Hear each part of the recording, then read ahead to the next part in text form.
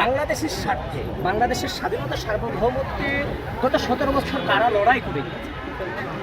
জুলাই গণঅভ্যুত্থানকে যারা নিজেদের ক্ষমতার জন্য ব্যবহার করতে চায়, যারা নিজেদের স্বার্থ ব্যবহার করতে চায়, তাদের প্রতি আহ্বান জানাতে চাই সেই পথভ্রষ্ট পথ থেকে আপনারা সুপথে আসেন।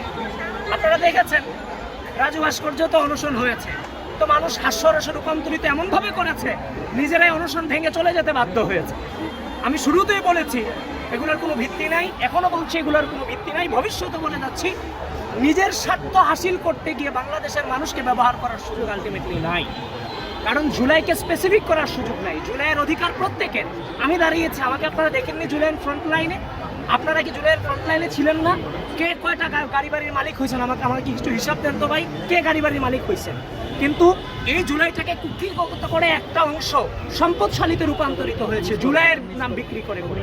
আমি এখনো বলছি যারা এই কথাগুলো বলে যাচ্ছে বিভিন্ন জায়গায়, সংসদ থেকে অকারণে ওয়াকআউট করে বিভিন্ন সেমিনারে গিয়ে সরকারের বিরুদ্ধে যে হিংসাত্মক আচরণ করে যাচ্ছে, তারা জুলাই সম্পর্কে ততটুকুই বলবে যেটাতে তাদের স্বার্থ বিরাজমান আছে।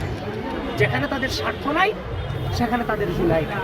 তাদের জুলাই অতটুকুই যেখানে তাদের নিজস্ব স্বার্থ আছে। ভাই আমরাও তো সামনে ছিলাম, ফ্রন্ট লাইনে ছিলাম। আবিদ ভাই, আমরা তো ছাত্র নেতা ছিলাম, তাই না? আমরা ছাত্র নেতা হিসেবে আমরা কয়টা গাড়ি করছি, কয়টা বাড়ি করছি, কোথায় সম্পদ কিনছি, একটু বুঝে দেখেন তো আমাদের সম্পর্কে। জুলাইয়ের চেতনাকে ব্যবহার করে রাষ্ট্রে কোনো প্রকার 1 পয়সার 4 পয়সার অধিকার চর্চা করছি কিনা? 5 আগস্টের পর আবার রাজপথে গেছি গণতন্ত্র, ভোটাধিকার, মানবাধিকার ফিরিয়ে আনবার জন্য, রাষ্ট্রকে স্থিতিশীল রাখবার জন্য। এখনো বাংলাদেশের মানুষের কল্যাণে রাজপথে রয়ে গেছে।